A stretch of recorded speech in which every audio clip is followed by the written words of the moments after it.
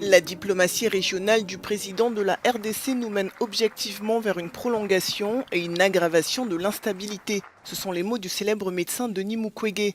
Le prix Nobel de la paix n'a pas hésité à faire part de ses craintes sur la situation sécuritaire dans l'est du pays où se trouve sa clinique et où plus d'une centaine de groupes armés sont actifs. Sa déclaration intervient après l'annonce du déploiement dans l'est congolais de soldats de l'EAC, la communauté des États de l'Afrique de l'Est. Le pays a rejoint en avril dernier cette organisation régionale à laquelle font partie notamment le Rwanda et l'Ouganda, deux pays à l'origine d'un regain de tension à l'est de la RDC selon Denis Mukwege. Avec la présence de soldats de la MONUSCO, la mission de paix de l'ONU en RDC, Denis Mukwege s'inquiète que cet ajout de militaires étrangers dans le pays ne soit contre-productif. Pour lui, réformer l'armée congolaise, mais aussi lutter contre l'impunité, seraient les seules solutions vers une stabilité durable de l'Est de la République démocratique du Congo. Nos deux pays et surtout nos deux peuples.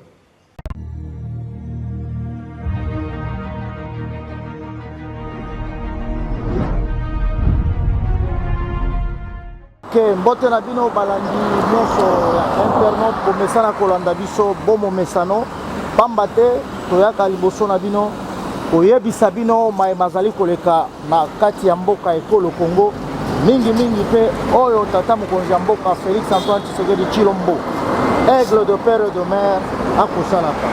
Actualité toyebi bino lelo ezali tout d'abord tozali kosalue ba effort oyo tata mokonzi ya mboka otaki kosala par rapport ya bambela na bino ezala bino boza na poto pe kati ya mboka bozaki koloba mingi infiltration na kati ya armée bongo tata mokonzi ya mboka ayokaki bino nyonso bozaki koloba basali remaniement na kati ya armée pe vendredi euti koleka azalaki na parade militaire oyo esalemaki mpona passation ya pouvoir bayeba mataki na bao batikali mpona kokamba oyo tobengi bagarde républicain.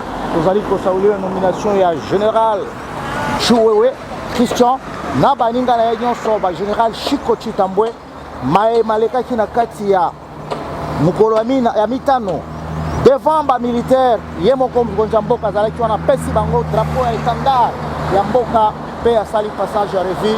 À vous Johnny Lenoir. Je donne la parole à Ndekonangai, général Neville. À toi la parole, tu commences. Merci. Na baye oyo tozalaka na bango chaque fois, chaque jour, chaque heure. Stewa na Johnny Lenoir. Topesi peuple congolais nyonso mbote bino bomesana kolanda équipe nationale de trio. Tozali wana mokolo ya lelo mpona ko expliquer bino actualité ndenge ndeko na biso Stewart asi a démarré. Bandeko la semaine passée ezalaki semaine oyo ezalaki pleine na masolo. Le chef de l'État ndenge moninga uti koloba asali remaniement na kati ya armée mpona kolongola babiloko ya mike oyo ezali kopesa ambition na kati ya armée na biso mpona kopesa mpifo na armée oyo ebangisaka parce que ndenge tolobaka FARDC ezali eloko ya makasi parmi baarmée oyo ezali kosala fierté awa na Afrique. Tomonaki ndeko na biso Christian Chiwewe amati akomi chef d'état-major ya armée na biso na bandeko mosusu. Tomonaki chef de l'État asali masolo ndenge ndeko uti koloba. Dans l'entretemps toza na kati ya ko bongisa pour que armée na biso ekende récupérer intégrité territoriale nyonso bisika nyonso oyo banguna ya mboka basuba fandi baso ériger loi. Nous sommes plus que déterminés cette fois-ci. La semaine passée pour ajouter na oyo ndeko uti koloba le chef de l'État azalaki plus que déterminé parce que tokoki kobosana te mokolo ya semaine passée tozalaki na mululu oyo banda kosalema oyo ya précoque mpona oyo etali ba réchauffement climatique. Tomonaki ba pays ebele bayaki mpona korépondre na eloko yango parce que mboka na biso République démocratique du Congo parmi les pays oyo ezali kosala fierté mpona oyo etali climat mondial en terme ya baforêt. Tozali na forêt équatoriale ezali eloko monene oyo ezali kopacifie eza kopesa mopepe ya kitoko na bapays nyonso oyo baza na baindustrie ya minene tozomona mpe Amazonie na bapays mosusu ya mike mais uta tozwaka bokonzi le chef de l'état Félix Antoine Tshisekedi Tshilombo azali kobunda butu moyo pour que la République démocratique du Congo ait retrouvé dignité na yango parce que pour que na chite boyebi lolenge kani à chaque fois to bandaki kosala ou bien ba réunion ya minene banda kokota kuna o boyoko au COP 26 chaque fois RDC azalaka toujours absent. Cette fois-ci la diplomatie agissante ya Félix Antoine Tshisekedi Tshilombo les loyaux République démocratique du Congo retrouver dignité na yena concert des nations. Yangwana bozomona on a préparé milulu ekoya dans les jours à venir to solo li pona po etali réchauffement climatique to mona kipe bande ko bauti bipanya bipai ba ye ko répondre kombo ya masolo ndenge zali kokende bokoyeba dans les jours à venir l'avantage ya République démocratique du Congo ndenge ko tipe na masolo wani. Johnny Lenoir, vous avez la parole.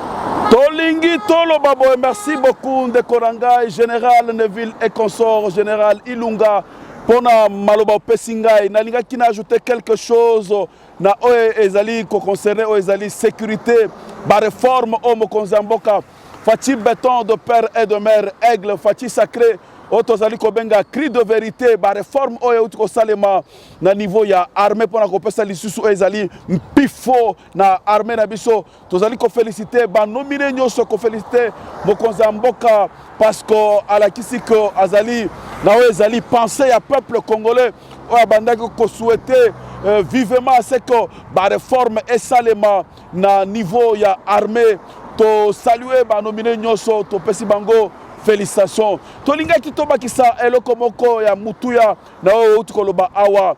La République démocratique du Congo, sous le leadership de Fati Béton de père et de mère, Oazali ko appliqué au Tozo Benga, diplomatie agissante, Lelo Oyo, Mbokanabiso, la RDC, Fati Béton de père et de mère, Azongi Siangora, concert de nations. C'est pourquoi Bomona qui précope 27 et Salamaki Awa, Bomona qui présence.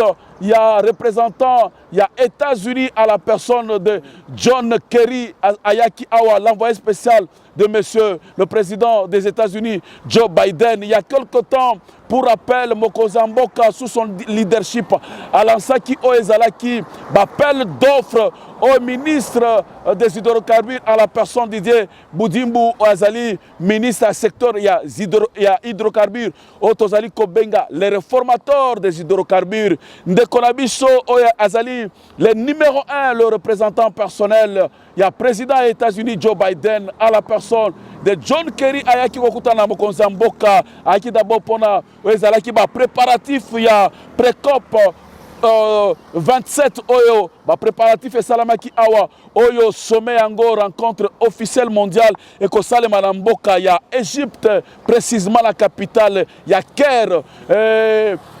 John Kerry Ayaki, ko Yebisa Mokonzamboka, afin que Mokonzamboka a stoppé Oezali, Makambo ya ba 6 blocs pétroliers ont déjà lancé 30 blocs pétroliers, 30 blocs, 27 pétroliers et 3 gaziers. Bayaki pona ba bloqué Oezali, appel d'offres, mais Kasimo Konzamboka a boyaki yango catégoriquement pour la Mokonzamboka. Je te donne la parole ou ajouter Stewart Oyo Mokonzamboka Aebisaki, l'envoyé spécial de monsieur Joe Biden. Merci beaucoup Johnny Lenoir, merci beaucoup Général Ilunga. On a conchérir Oyo Bandekonanga Bauti Koloba. Bambate likambango ezali nini? Botala kaka batuwana. Balingi babanda kozwa biso lokola ba époque coloniale. Comment expliquer nkiteza ya biso? Que na constitution ya République démocratique du Congo, Oyo ezali la loi fondamentale qui régit tout un pays, tout Congolais a le droit de jouir de la richesse Yamboka Naye. Comment expliquer John Kerry peut venir nous donner la leçon? Premier pays pollueur au monde, deuxième pays Chine, il sa leçon exploiter.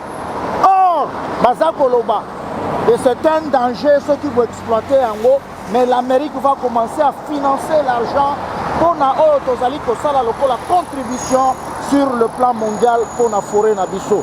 Mais boyebi que Madame Hillary Clinton ayaka lisusu kaka na discours à John Kerry oyo bakobanda kopesa ba milliards otaba esuka kaka na ba papier. Cette fois-ci avec Félix Antoine Tshisekedi Tshilombo, aigle de terre et de mer, alobi makambo wana nyet. Okoki ko expliquer nga par quelle magie oza na nzete ya manga na lupangu na yo mutu moko azoloba kobukaka manga wana te. Tika bana balalaka nzala. Oza na masangu bango balobi te, mais bango bayaka babukaka masangu wana bamanga. Donc balingi bazongisa Congo oyo pona bango.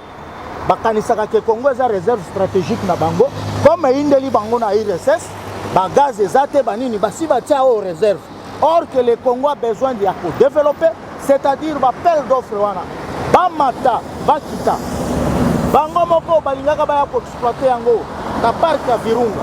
Babosanaka te ke parc ya Virunga eza patrimoine international oya ba gorille na biso, mais tango bayaka na idée ba exploiter yango.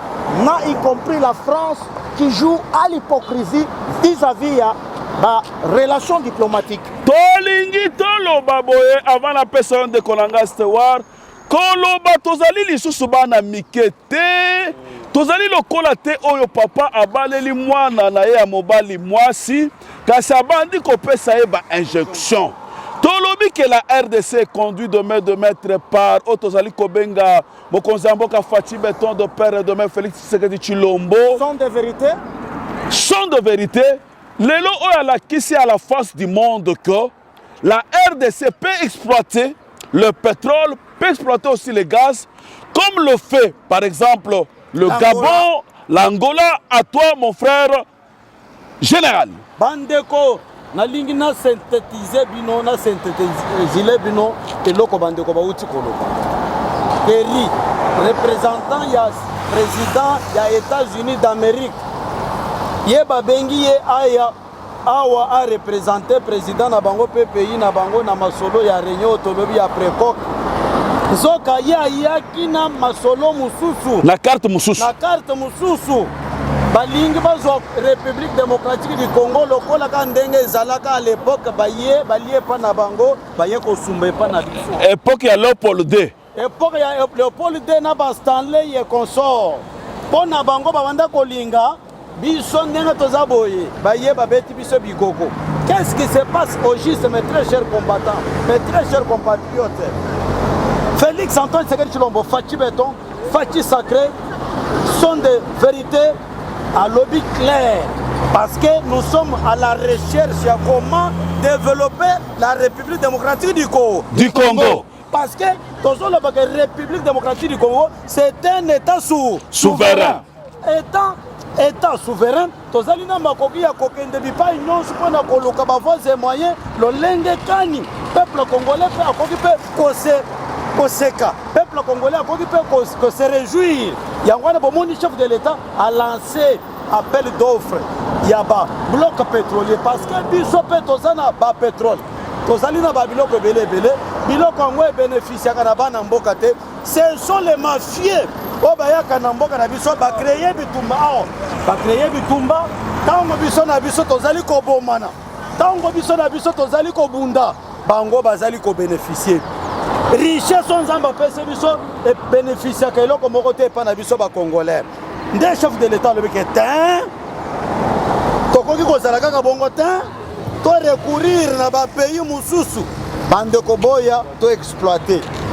États-Unis d'Amérique yoki bongo tango tozali na bitumbao position na ye yebani malamu te mais tango yoki ka non Félix a lancé appel d'offre bengi ba chinois na bantu musuboya biloko yango et pourtant chef de l'état tango tambola ki mokili mobimba atambola ki na ba pays nyonso azalaki na loboko na ya kotanda malobi ke non to ça la partenariat gagnant oye au bénéficier bana mboka pe basali nini ba bénéficier nalingi na loba boende konanga général Neville et consort pour rappel au ezali appel d'offres il y a 30 blocs pétroliers dont 27 pétroliers et 3 gaziers ezali ko représenter plus de 658 milliards de dollars. Mbongo wana ekoede à seko mokonzi mboka Faci Beton de père et de mère parce que lelo oyo tolobaka que mboka na biso ezali potentiellement riche mais peuple azali pauvre oyo ezali dilemme ezali contraste mais kasi mokonzi ya mboka alobi te il faudrait que peuple na ngai a bénéficié ya nini ya ba richesse na ye etango tozali kolobela richesse ndeko na ngai Stewart tozali kolobela cobalt tozali kolobela cuivre tozali kolobela lithium tozali kolobela pétrole tozali kolobela or tozali kolobela nobium na banzete à toi Stewart. C'est-à-dire quoi?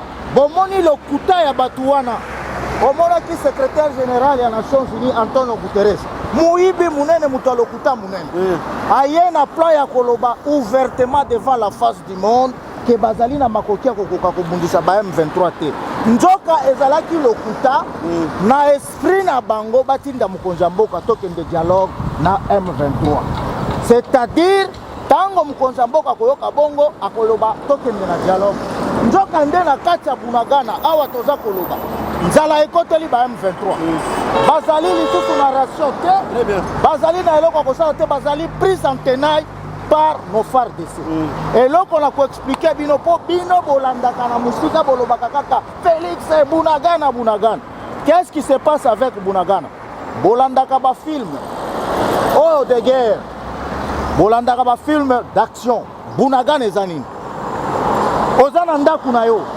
obimi okoti ozongi okuti un assaillant rebelle muibi asi akoti na ndako yo bimi sur revolver po bomae yaka mati mwana na yo obe mwasi na asali nini atie revolver batu oyo atie revolver boezani na Bunagana il y a notre population oyo ba rebelle basi batie bango lokola ba bouclier basala ki plan ba rebelle bandeko na biso ba réfugié ki na Uganda bazonga kaka na Bunagana bango pe baboyi Bunagana eza kokende na ko se vider soki tata mokonzi ya mboka zo koumela mpona kopesa laso c'est-à-dire ezande basi basimbi mwana na yo na arme boye mwana wana ezali population soki boke na divagation bokoboma bana de oyo bango bazozela soki toke na lombangu communauté internationale oganga bomi po population nzoka nde na cc boyebaka bafilme yango ndenge elekaka négociation esalemaka na moto oyo aza koenleve bato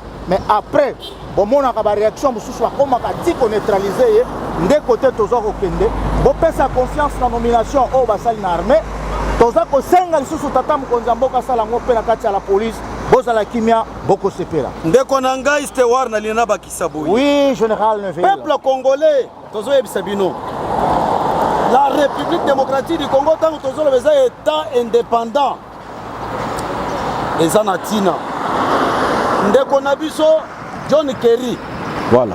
ayaki na mission mpona kosepelisa kaka population américaine bango bayelaka kaka intérêt ya bamboka na bango.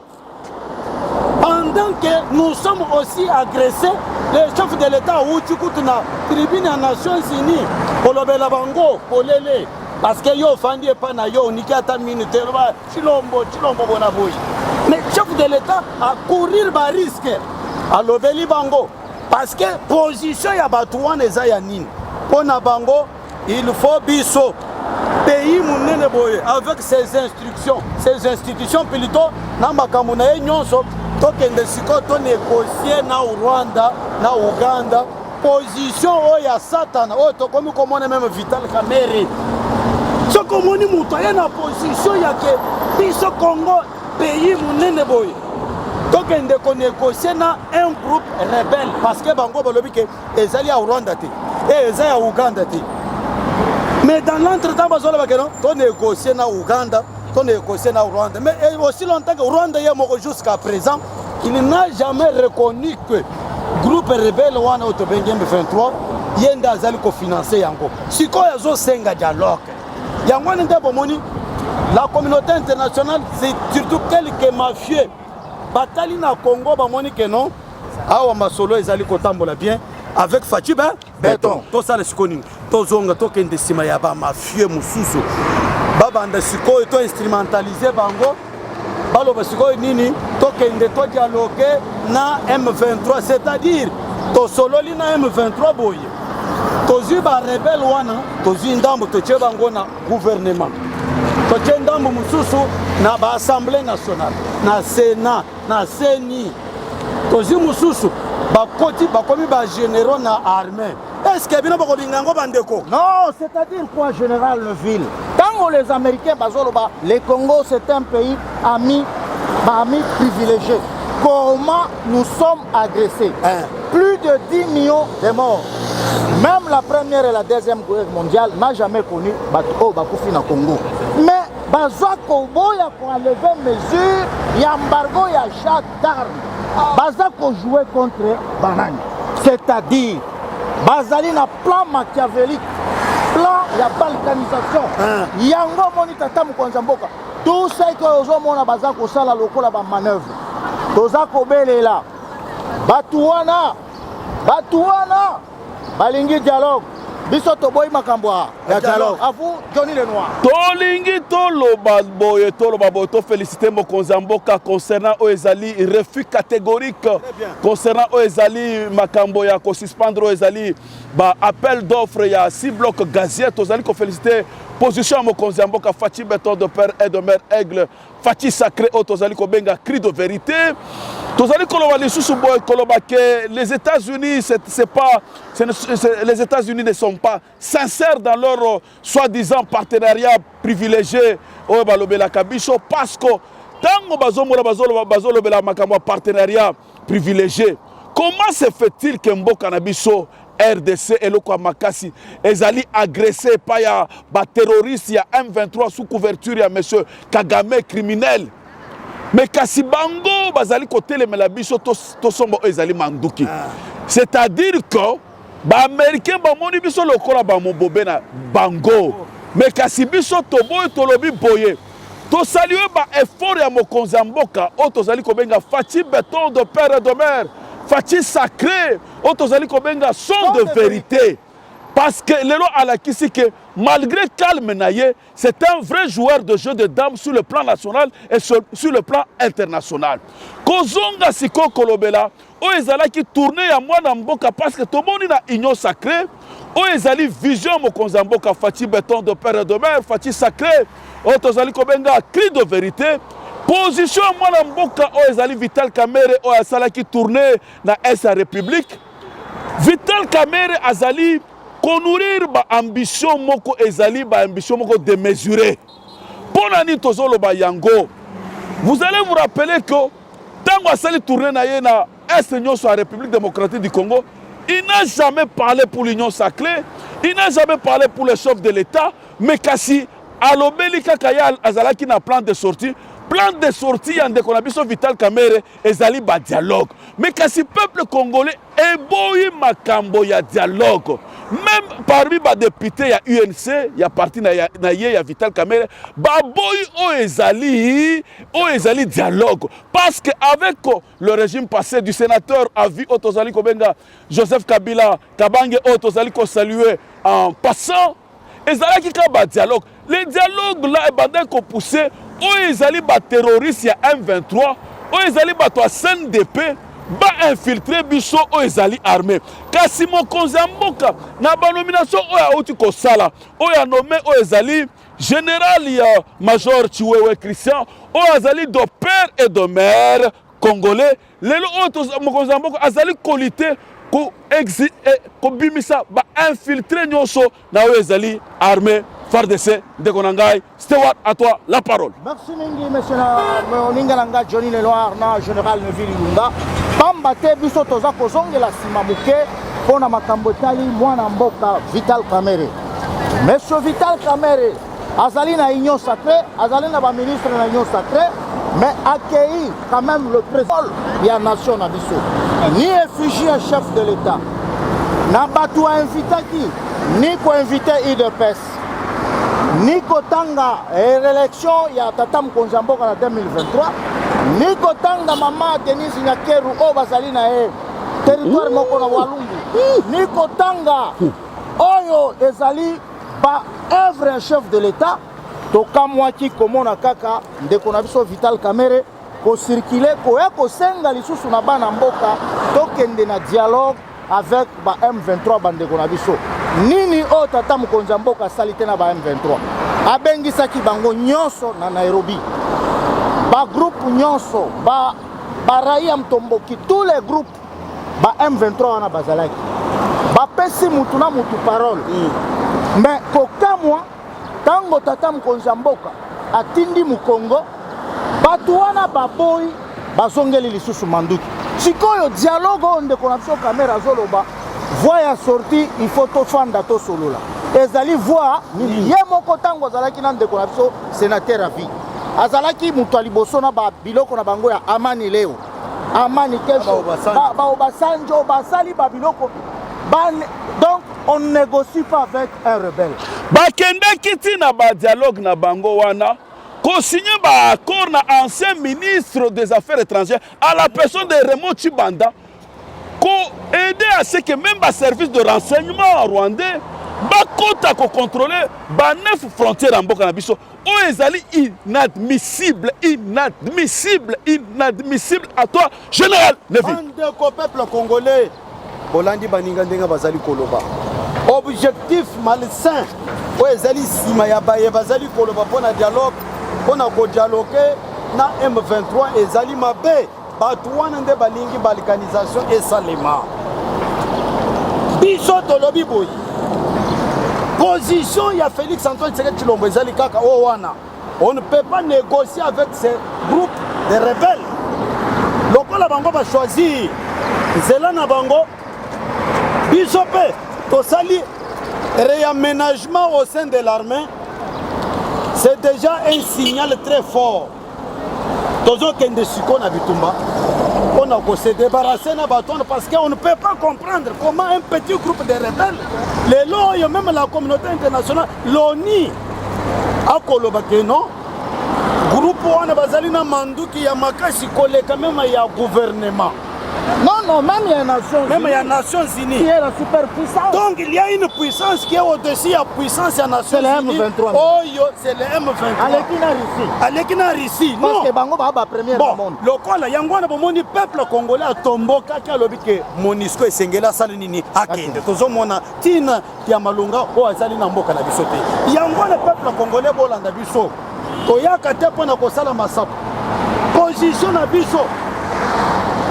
Que pour soutenir le chef de l'État, il faut bengana parce que M23 ndenga bazali wana déjà bayaka pe ko recruter ba congolais mususu na kati tango tozolo bawo bakomi kolelele nzala to sito couper ravitaillement na bango tozo kende na bango malembe parce que communauté internationale quelque mafia baboya ki que République démocratique du Congo qui est un état indépendant a somba manduki te bon pona bango balingi nini bakote la kabiso babo makabiso cette fois-ci toko sepela tamukete Johnny Leroy lobini nalingi na loba boye soki même bakangeli biso pona manduki toko senga ba chef coutumier na biso o bazali na manduki ya Kansonda o bazali na manduki ya kosala ba militaire o ba terroriste rwandais sous forme ya M23 basala ba diarrhée toko senga ba chef coutumier ba utiliser eza ba arme na biso coutumière afin que bazoi ba kota bango na ba pantalon na se ya mapeka na bango afin que ba yeba très bien que ba ke à l'encontre de ba principes internationaux parce que bazali na mabele na biso ya RDC biso tokenda koluka bango bitumbate mais kasi to sengi ba chef coutumier to sengi nzambe ya likolo nzambe atinda bazoi ba chef coutumier batinda banzoi bakota bango na ba pantalon na bango babundela biso bakota na bango baswa bango bakima tozali lisusu koya koyebisa tata mokonzi ya mboka nous ne gérons que par les élections dialogue ezala te po mutu moko te tokosala na ye dialogue ya gouverner te na kati ya union sacré tozali na ensemble ya M. Katumbi Chapwe tozali na M. Vital Kamerhe INC tozali na bandeko ya FDC ya M. Bahati Lukwebo tozali na batu ya union sacré ya FCC bazali mutu akoya kosenga lisusu dialogue awa aza te tozali na bango na gouvernement mais toza kointerpele M. Moïse Katumbi Chapwe nalinga na bakisa biso nyonso tozali comptable ya gestion ya mboka. Merci beaucoup Johnny Lenoir. tokosala na bango bilan na biso togere na bango nyonso moto akoya kotuna biso bilan aza te mpo bango nyonso batiaki maboko na kati ya gouvernement oyo me kokamwa mete Moïse Katumbi en dehors ya hypocrisie asalaka président na Genève aza na union sacrée aza kokende kokritike chef de l'État ou carrément alongwa na union sacrée na baministre na ye nazokamwa mpe mutu moko ya mayele oyo aye kokweya lokola kouta likolo kokweya lokola mwana moke na bafrançais ebele nzoka nde mosala na ye yo mutu ozalaki président ya assemblée ozalaki ministre ya plan ozalaki na baposte nzoka mosala na yo komemela Suriano malete epuis ozoya kotelemake tokwatolere te me bafrançais nyonso kamita tolobaka wana mayele nyonso aza nango ake komikitisa amemelaka ye malete ndeko mosala na amemaka malete oyebi te ndeko na ngai amemelaka Suriano malete tala niveau ya moto azalaki président ya assemblée ministre ya plan eloko wana atangala oki osala yango stewar azoya koleka alobi o gouvernement oyo bafaillir mais balongwa na gouvernement tosengi na bandeko nyonso bamesana kolanda position ya Félix Antoine Tshisekedi Tshilombo parce que lelo oyo bamosusu bakoki kokanisa ke non biso lokola UDPS ndenge babanda kokanisa biso ke non bango balinga kosambola kaka bango moko na Genève bato oyo batrahir biso mais botala comme Dieu est amour Dieu est amour nzambe aza bolingo Félix Antoine Tshisekedi Tshilombo azwi bokonzi abengi lususu bato wana boya to gouverner ensemble boya tosalela mboka mutu na mutu azwa part na ye tosala to travailler tosangisa makasi pour que peuple congolais a sentir yango wana namonaki chef de l'état vendredi abelelaki peuple congolais Félix Antoine Tshisekedi Tshilombo aza na souci ya peuple congolais mais likambo ya kokamwa bozomona entourage na bato oyo tobengi to gouverner na bango. Je donne un petit exemple. Ndeko na biso Moïse Katumbi. Il nous a trahi, il a trahi le chef de l'État à Genève. Lui a toujours été traître. Même devant son maître Kabila. Chef de l'État Yakala, Joseph Kabila. Azalaka na raison. Katumbi ayeti asuki na ngambo ya RDC. Amona ataka sumbale sate. Tozui yetango tozui pouvoir. Tozongisile mikanda. Yaka to travailler. Les loyo tala akomi ko bata mazo tinda mwana na ya bitinda otobengi Olivier Kamita to ndo baji n'importe quoi. Position na biso IDPS ezabo. Bilan ya chef de l'État eza partagé parce que to diriger ensemble na batu wana nyonso. Mais ba yeba que bilan ya chef de l'État eza largement positif. Na lingi na loba boye. Du miracle, parce que le bilan du chef de l'État est largement positif. Tango mokonzamboka fachi béton de père de mère, aigle, otozali kobenga fachi sacré, cri de vérité zwaki, pouvoir na mboka oyo, akutaki budget na biso na 3 milliards de dollars. Libanda. Kasi tango tozali kosala émission oyo, en tant que communicateur à chef de l'État, Fachi Béton de père et de mère, aigle Fachi sacré, cri de vérité, budget à 2022. À la fin du mois de septembre, vous allez déjà dans la recette, il y a des ressources internes, budget c'est Kokisami, le lingue salameki année passée. C'est du miracle de recette, c'est du jamais vu, du jamais vu, du jamais vu, du jamais vu, du jamais vu, sous le leadership de son Excellence, le président de la République, Fachi Béton de père et de mère, avec l'accompagnement de l'UGF, conduit de main de maître par Jules Alingué Tenkei, avec l'accompagnement du ministre des Finances, Nicolas Kazadi, avec le régime financier, le Oyo, Oyezalaki impossible, et comme miracle, comme possible. Nous saluons les efforts et le bilan largement positif du chef de l'État, à toi, Général Neville et consort. bilan ya chef de l'état largement positif ndeko na ngai Johnny Lenoir. Tangu tozali koloba budget emati peuple congolais ata tango bobanda kosentir te nous étions agressés na bipai nyonso.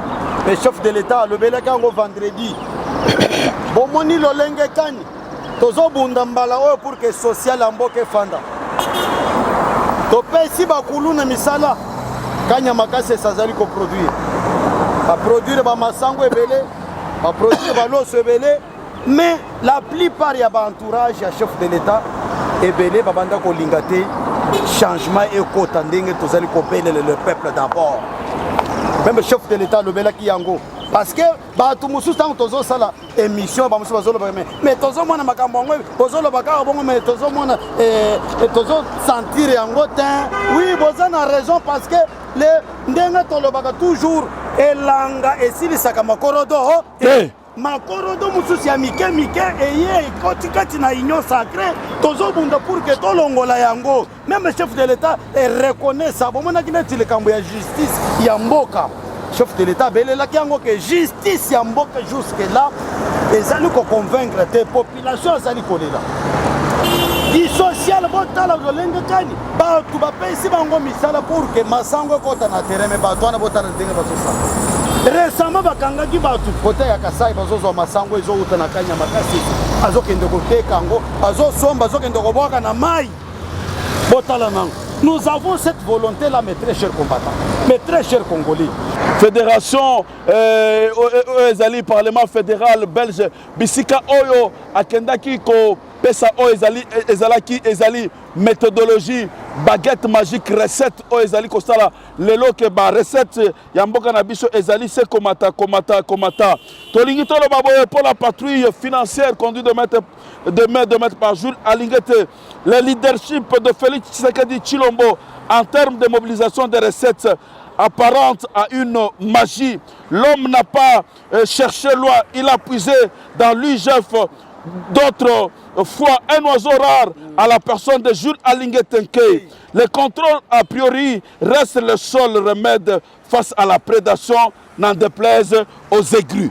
Merci Ndekoranga Johnny Lenoir, lokola uti koloba la patrouille financière ezali remède ezali lokola kisi oyo kobikisa Congo parce que Congo ezalaki malade et puis sikoyo tango Jules Alingé aye atali amoni que non tokoki kokende libanda te toza na nkita ebele eloko ya liboso tokosala ezali nini tokotia traçabilité tokosala dépense nyonso publique ya l'État il faut bajustifier yango okei osali misala mbongo etikali ezongi na kati ya caisse ya l'État eza eno makambo okota na mabenga eza magie te. Est-ce que Jules Alingé Tenkei azali diaspora te aza diaspora te aza mwana ya banunuma matete mais tango akosala mosala wana alobi aza ye moko te avec son adjoint Victor Pasteur Batubenga dans les corps des inspecteurs Otobengaka Fourmi boza komona magie pe miracle ndenge Ndekoranga Johnny auti koloba na banza oza na biloko moko bimisaki na libumu te bimisango na muke po tosololaki na obongo te il faut beta biloko. Merci beaucoup Ndekoranga Stewart de père et de mère tozali ko saluer mwana mboka le patron de l'UGF tozali ko benga Jules Alingé de père et de mère tolobi azali de père et de mère avandaki na mikilité kasi azali produit national lelo a commis international pour la nini pour rappel il y a quelque temps mwana mboka Jules Alingé Tenkei azali le patron de l'UGF azwaki ozalaki diplôme de mérite na ezali na New York na tozali ko benga Forbes Africa pona ezali musala azali ko sala la lutte contre la corruption et le détournement des deniers publics. Du miracle comme tu viens de le dire Stewart, Félix Antoine Tshisekedi a réalisé en 4 ans ce que Kabila n'a pas pu réaliser à faire pendant ses 18 ans de règne. Il a triplé le budget, quintuplé les réserves de change, redynamisé l'UGF qui était encore dans le ghetto. Il a fait sortir le président de la République, Fatih Beton, à travers Jules Alingé a fait sortir l'UGF du ghetto, et doubler les salaires de fonctionnaires, concrétiser la gratuité de l'enseignement et bientôt la gratuité des soins de santé pour tous. Général. IGF, Inspection Générale des Finances. Bamindelende babimisa verbe corrompre.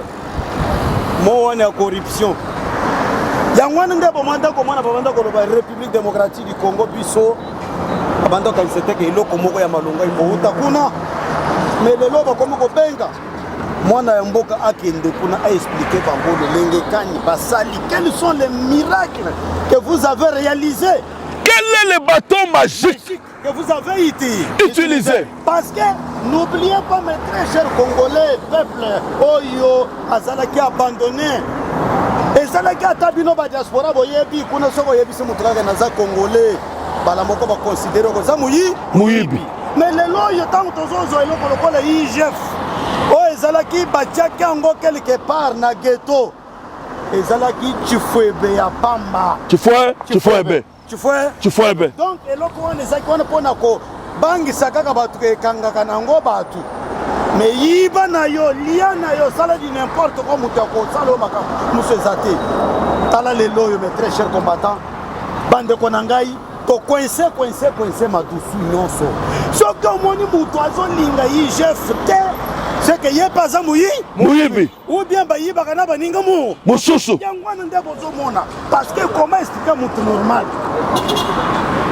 Amoni batieli bango mutu a protégeaka biloko na bango. Ba protégeaka biloko ya papa na bango. Omoni mwana lobi ke te ngana lingi vie wana te. C'est que soit mwana wana za muyibi. C'est ce qui se passe actuellement na mboka na biso. Batu oyo bazoleleleleke bazonga. Parce que IGF ayaka ko découvrir biloko ya ba carte visa. Bande ko babasani le kambo ya ba carte visa. Mukazo travailler na yete mezo zombo mbongo. Non, chose grave, na basi na bango. Na ba makangu na bango.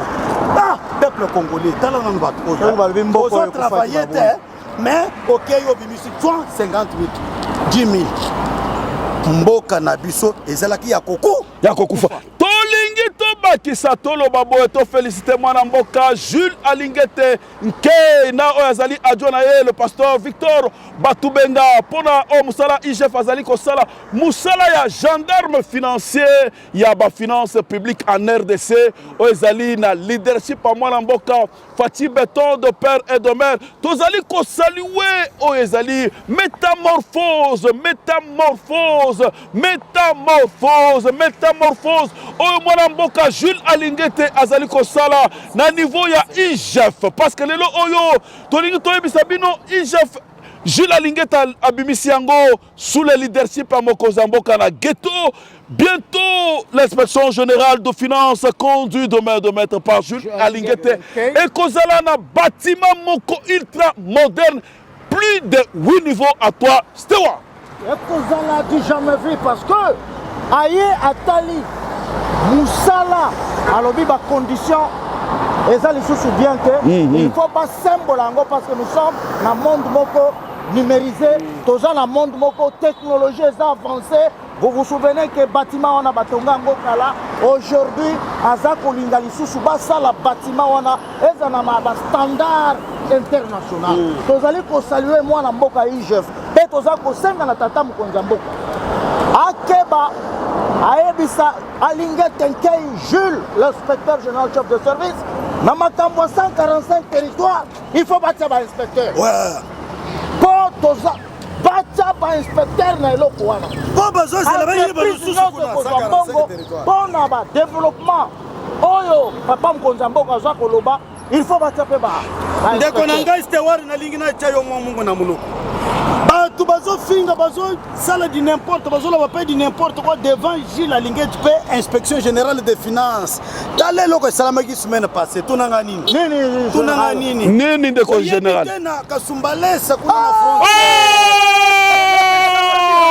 ngai batu wana bayaka na musala titi mbongo kotaka ebele bakei na zamba babandi kokabola yo zoya yo allez va présenter ce que ça ebele 5 millions mais tango les vieux à biso fimbu yake kuna atindi batu a classé batu parce que cette fois-ci toboyi biloko ya apostorie tokomika a priori kaka na ebandelo oyibi basalini basali ndeko na ngai général Neville Ilunga et consort tango mwana mboka Jules Alingue Tenkei atindi ba inspecteur de finance na niveau ya Kasumbalesa bakomi kaka boye o ba recette kotaka ya 5 millions de francs par jour et Mati est commis 250 millions de francs par jour. C'est du jamais vu. C'est du jamais vu. C'est du jamais vu. Du jamais vu.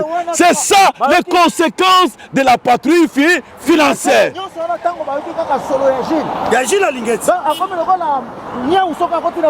Akomi lokola Kalev, il y a Aner à l'époque, il y a sénateur à vie Joseph Kabila. Kabang. Ndeko na ngai toi yokano par jour hein mbonge bande kota 5 millions de francs congolais. Mais bande ko bakomi kaka batele banyati kaka batele mikaka boye mbonge ko 250 millions de francs congolais. Et c'est ngote IGF balobi na baoka IGF failli. Donc Fati Beton félicitations na choix oh saleli peuple congolais un choix judiciaire un choix judiciaire de Jules Alingue Tenkei. Donc soki eloko ya boye ntango tokotinda bango lisusu na lufu tokotinda bango lisusu na nini kalamba mbushi esika bazosala nzela ya kalamba mbushi ata na bichi toza na information chaque dimanche voilà biloko kotaka ya baindien frauduleusement o bazokamba ville province ya Kinshasa o badamaka mbongo réseau mafieux toyebi te chaque dimanche biso tosi to enquête biloko ekotaka o Jules Alingue tinda bato awa kaka na bichi ngobila okopesa biso raison donc tozokende na bango bandeko eza lokola tozoinsiste lokola moto ozoboya état de siège alingi état de siège ezala te barebele bakota babi papa ntango totiaki état de siège barwandais balelaki te bidje na bango ekitaki. Comment par quelle magie mutu azali adjudant na armée atonga immeuble ya 500 000 $? Angolema mutu azaki kokende koyiba na visa carte visa na mwasi na ye na bamakangu na ye Jules aye abimisi yango na mpwasi bakolinga ye nalingi naloba boye ndeko na nga Stewart ndeko na nga général Neville Ilunga et consort koloba boye Jules Alingue Tenkei avec l'inspection générale de finances combattu, jamais abattu. L'homme qui a l'oiseau rare qui a la confiance du chef de l'État, Fati Beton, de père et de mère Aigle, Fati Sacré, sont de vérité. Ozali na soutien ya peuple congolais. Ozali na soutien ya peuple congolais. Nyonso. Oyo azali ko combattre Jules Alingue Tenkei, azali ko combattre président de la République, azali ko combattre Ozali développement ya mboka ya RDC. Sikoyo bande konanga yu Stewart de konanga Gérald Neville. Tokolobela sokoyo Ozali service oyo ya ministère de mines Saïmapé conduit de maître par Jean-Paul Kapongo. À toi général Neville et consort. Peuple congolais, koye lususu parce que tozali balobeli ya Fati Beton. Mine ezali domaine moko compliqué. Domaine moko oyo ezali ko apporter biso makambo ebele. Mais ezo senga te kokamata n'importe qui to cha place wana. Lelo yo Saïmapé oyo ezali service etalaka makambo ya bamine artisanale. Bachaki ndeko na biso kuna me makambo azali kosala kuna azali kotosa te même son propre ministre ya tutelle na ye il veut donner la loi azobilongola bato ndenge alingi badwe na ye ndenge ezali wana baza na mo adire te plus grave azokende kotoye bato mosusu baya bainvestir na lolenge na ye sans informer oyo tobengi hiérarchie na ye. Donc mbutu nyamu biso en tant que balobeli biso toza torche ya Fati Beton.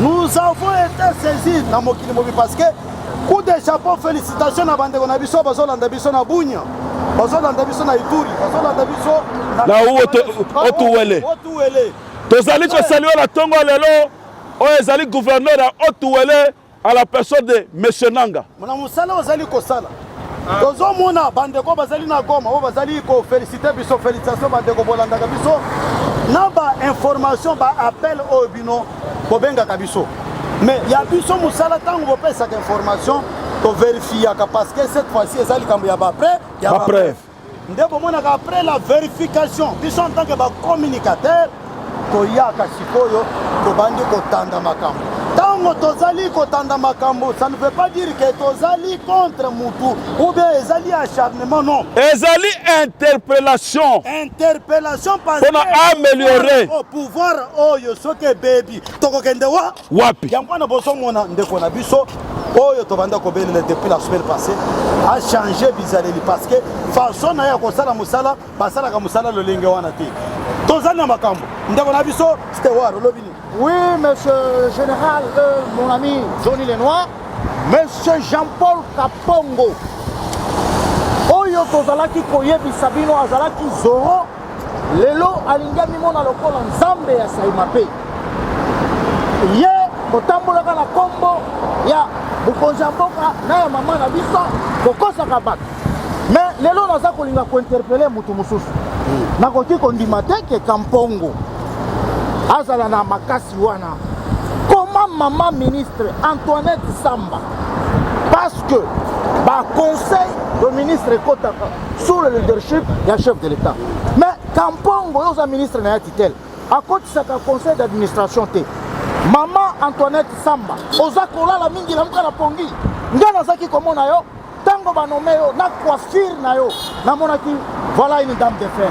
Mais toye komona Kampongo akosakana na yo soit ozoko kate soit boliaka na eliko. Oui. Pour comment expliquer muto pese ba lettre ya demande d'explication na ba misala kendeki kosala par-ci par-là kotanga ko boycotter mitindo na yo oza kokoka koloba yango ata na conseil des ministres te. Est-ce que yo ndenge ozali wana okoki kosala eloko sa kolekela part sa malukonde kenya? Non, toye komona ke soit maman Antoinette Samba baliaka likopana Jean-Paul Kampongo. Ouais. Oh, bomba Johnny Lenoir maman aliaka kopo tolingi toloba boye concernant oyo ezali Saimape ndeko na biso monsieur Kampongo pouvoir oyo afati béton de père et de mère bato bakufeli yango bamartyr bazali ebele oyo ezali troisième émission tozali kosalela yo tozali kointerpele yo mais ozali koyoka te Saimape ezali sous tutelle ya ministre de mine mais kasi ozali koobtempere te na oyo ezali badirective ya ministre ya mine depuis tobandaki kointerpele yo réunion ya conseil d'administration ozali kokotisa yango te osali Saimape communauté société privée ya yo bautaki kosenga yo ba explication epai ya ministre de tutelle oke kozwa oyo ezali ba prérogative nyonso ya statut ya Saimape otandi yango oyo ezali kolakisa ke ozali na maîtrise ya service oyo ya Saimape te mais kasi ozali koutilize kombo ya mokonzi ya mboka na elibota ya mokonzi ya mboka ezali mabe. Oh, gendre. Ezali mabe. Tozali kosenga premier ministre Sama Lukonde Kwenge yo petelema interpellé oyo ezali ministre ya nini ya mine parce que tozomona makambo ezotambola te na oyo azali numéro 1 ya nini ya Saimape ba désordre na Lualaba ba désordre na Manyema ba désordre na Sud Kivu ba désordre na ba Haut-Ouel bisika nyonso. Saimape c'est l'un des meilleurs des services ya ministère ya mine mais kasi lelo oyo soki premier ministre soki maman ministre ya mine otelemite Saimape ekokufa ekotomba en faillite en faillite. Toza kotala etamboleli ya ndeko Kampongo un orgueilleux mais en même temps azokende kokosela ndeko na biso William Marion Branham kaza pasteur Yena mutu a pétage. Bandenge mokote. Jean-Paul Campon paie. Pétage. Pétage. Oza mutu ba pétage na ba ministère ya mine. Basakanakana ba injonction ya consulter. Oui. Ozo kende kokosa batu ke yo za gendre. Gendre ya wapi? Identité na même na IDPS toyebi place te cellulité place yo bunda kumba. Mais okobima wa gendre. Maman ministre Antoinette Samba lamuka na pongi. Premier ministre Samba Lukonde Kenge lamuka na pongi na ministère Amin Nyamweza ezoko kufa secteur au président pesa kipona bana mboka babanda ko se retrouver ndenge constitution lobaka tout congolais le droit ya ko jouir na minéré batikele yango ke badanda ko sala ke ba population na ba province ba vivra mais tomoni ndeko Kampongo mikanda demande d'explication ba pese na biloko a répondre eza ndenge moko te tolobi boy toza na souci te ya kofanda na kiti na yo aussi malgré que Bishopé toza ba universitaire toza ba détenteur toza crème intellectuelle Fatim Beto mokonza moko o tozali kolobela ayebi biso fara mais tangu tozali kosala musala parce que toyebi que nous n'avons que Fatim Beto na République démocratique du Congo loko le trésor nzamba pe apesi sinon bosi bo se retrouver lolendo oyo ezali kosala yo wana parce que ozokota na ndaku ozomona biloko efandi ba dollar ozalaka ozokende kodefa mulangi ya mayonnaise bacha mungu na ndaku na yo ozokende akeko defa pe mapa na kwa ya balabala soki azongi na pokwa azwi quelque chose akoti na tinel na ministère ya mine awana chargé soki ya ba courrier soki nini ndeko changer bizaleli sinon tala na mur tango kotaka omoni batu bakeseni bilongi ya batu oyo bazalaka liboso na yo mais ye na banza jour akolongwa na saima pe photo na ye bakotiango te wewe parce que misala na yo matelaki na porte mais okomona jour okobimela na fenêtre tolingi tosilisa mpona lelo tolobela mwana mboka oyo tozali kobenga Didier Boudimbu Cheval Blanc, l'homme de lancement des appels d'offres. À toi, Stewa. Tozali kolobela mwana mboka Didier Boudimbu toza kobenga le réformateur des hydrocarbures. Coup de chapeau na yo, ni tete yo, appel d'offres autorisé to e bangoto. Kaka na facha to bandi ko ba biloko ba appel d'offres. Ba bloc gazier. Donc biloko na to e ba bangote. Toza komona yo ndenge otamboli Afrique du Sud partout na ba sommet. Oyo za kokende kosala pona ko relever défi ko bimisa mutu ya Congo oyo ezalaki komona na kati ya ba conférence ya minene te. C'est-à-dire oza ko bunda ozalaki pa muninga na obiangema ozalaki oza partout pour que Congo ezwa place nango sur le plan ya ba pétrolier lokola tomona ka Angola lokola tomona ka ba Guinée lokola tomona ka ba mboka oyo ezali ko produire quand bien même vous êtes combattus par les Occidents que Baïkibasa les langote, mais avec l'appui à chef de l'État, na intelligence na yo to exploiter ba bloc wana parce que ekope sa ba infrastructure ekope sa bisengo ba construction makambo ebele na kati ya mboka na biso à toi Johnny Lenoir. À toi général.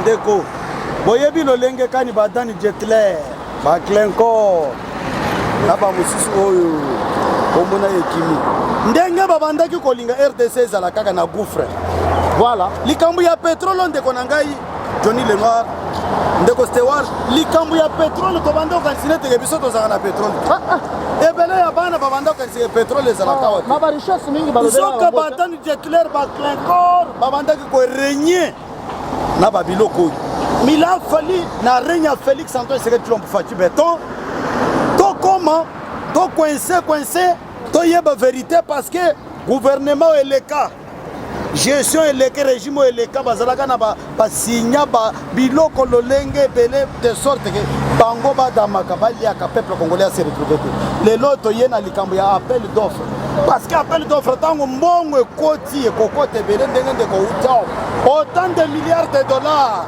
ekopesa mpifo na gouvernement congolais parce que tango tozoloba boyebi bino nyonso lolenge kangi chef de l'état aye na programme ya kitoko programme salvatrice ya développement ya 145 territoires à la base nyonso wana ezosenga mbongo biso moko to produire yango wana coup de chapeau na vie na biso ya ndeko na biso plutôt Didier Boudimbu lolenge a coincé mbongo ekokote ko permettre biso to ça le développement de 145 territoires sans aller demander à l'étranger ndeko na ngai Johnny Lenoir Siliso Lobini tolingi toloba boye pona ndeko na biso Didier Boudimbu tozali kobenga cheval blanc pona musala azali kosala autaki ko silisa o ezali conférence en Afrique du Sud azongaki weekend oyo na mboka ya RDC et mokolo lelo le 10 octobre ezali date limite ya soumission ya ba appel d'offres ya ba investisseurs oyo déjà plusieurs investisseurs oyo ba sollicité ba somba oyo ezali ba sala partenariat pour ba bloc pétrolier. Félicitations à mwana mboka Didier Boudimbu de père et de mère oyo azali kosala musala kitoko alors kitoko. On n'a jamais vu un tel ministre dans le secteur des hydrocarbures. Lelo oyo tozali kobengaye les rénovateurs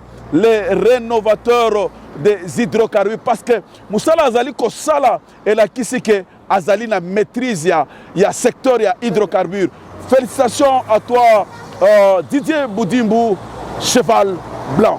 Merci awa tozali kokende ko saluer oyo tozali kobenga secrétaire général Augustin Mwanabute AK47 kona leadership oyo azwi pe na ba décision oyo utaki kolobela bana mboka oyo balingaki kosakana na mokonzi ya mboka azalaki clair comme de l'eau dans un verre clair alobi carrément bobima na gouvernement bokende kosala opposition parce que toboyi hypocrisie coup de chapeau na Mwanabute parce que makolo na ye ezali na nzela awa tokoloba à toi Johnny Lenoir. Merci beaucoup de Kolanga Sewar parce qu'il faudrait au lieu Masangu Mouké au PCG Mouké na PCP général Ilunga Neville à l'IEP Mouké tolingi tolo babo epona mwana mboka otozali kobenga le fils aîné ya Fati Béton de père et de mère Fati Sacré otozali kobenga Mwanabute Kabuya Augustin Chilumba oyo leadership na ye méthodologie na ye na travail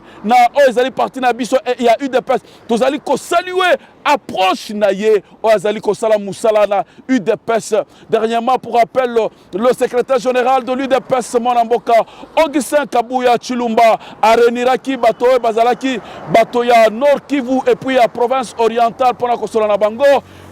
Mais kasi tozali kosenga bana ya Kisangani ya province orientale bana boyome mobilisation tout azimit parce que mwana mboka Augustin Kabuya Chilumba wetu Augustin akokita la délégation munene parce que voici déjà va précéder le 15 octobre mwana mboka le numéro 1 le patron de l'UDPS Augustin Kabuya kozala na province orientale à toi Général Neville et Ilunga. Kisangani batoto Kisangani bamama bababa tukuna tuma hii masauti kwenu nje kwenda mkampokele secrétaire général wetu wa UDPS ule anafanya kazi mzuri sana. Munajua kama vita ilikuwa mingi sana ndani ya parti murilia mingi sana meko nakuwa kumshikia mumushikie na ye mumufanye mobilisation ya nguvu sana. Niko na saluer mina deja mu délégation tukuna nduku yetu Baruti le PCA de l'OCC Baruti ule tukuna lamukia mtoto wenu ya Kisangani mufanye mobilisation mumupokele secrétaire général parce que eko nakuya njia kufanya ile banaita mu français tabula rasa par rapport ya ule mtu alikuwa pale tulikuwa naita angwalima. Peuple congolais bande na biso ya Kisangani topesi bino mbote secrétaire général Augustin Kabuya Sananzera boyambaye parce que nous sommes plus que déterminés pour la élection, pour la copesa mwana mboka Félix Antoine Tshisekedi majorité pour que tu instaurer programme oh ya biso to bengaka toujours le peuple d'abord. Quand bien même programme est qui perturbé mais nous ne girons que par les élections. Yangwana le secrétaire général il est en train de tout faire pour que harmoniser parti. Unité continue à parti. Sangana doit appuyer le chef de l'État, secrétaire général Azali Nanzela Koyakuna, Bokende Kuna na aéroport Boyambaye, parce qu'il y a un message Oyakoye Bisabino. Vous avez tout intérêt à soutenir le chef de l'État Félix Antoine Tshisekedi Tshilombo. Nous n'avons que la République démocratique du Congo, le Kolamboka, pour soutenir l'IDPS dans les jours à venir, parce que tous ceux qui sont dans l'élection, il faut tout ça Assemblée nationale, on a député à l'IDPS. Merci beaucoup, Banamboka. Na pesi la bepa Johnny Lenoir. Tolingi Tosilisa Tolo Baboye concernant Azali, secrétaire général Mwanamboka, Augustin Kabouya Chilumba. Obundisi Augustin Kabouya Chilumba, Obundisi Mokozamboka. Obundisi Mwanamboka, Augustin Kabouya Chilumba, Obundisi le trio. Et tant que Tozali Koloba le trio, c'est Jean-Claude Mwamba Fati Béton, Tozali Kobenga Johnny Lenoir. Tozali Koloba Eric Ntumba, Tozali Kobenga Stewart. Tozali Kolobela P, Tozali Kobenga Général Neville Ilunga, Tozali Kobenga Consort. To saluer ba parlementaire debout Nyonso, ba accompagné, Azali secrétaire général, l'ancienne génération et la relève, il y a ba parlementaire debout, ba Nyonso, Bazali na province, il y a province orientale précisément là qui Sangani, Boyamba, beau réservé, Azali accueil chaleureux, tout azimut au secrétaire général. Lobby, Tokozalabino, Tokolobela, et le combat qui toko, Tokobanda au quitter, ko descendre dans Tozo Benga. Basit. Batina émission Tokobanda Kosala. Général Neuville, Awa, Ponalelo, Tozali Koepsa secrétaire général, Nzambe accompagné en voyage, y compris la délégation, la son Sangani, Bakende Bazonga, Tokutane, plutôt sur la Masolo, la loyauté, la loyauté. Tosil ici, Bishop a 3 mages, le trio, les 3 mages, les communicateurs du chef de l'État, Fatih Béton, de père et de mère. On a Fatih Tokosieta. Sont de vérité.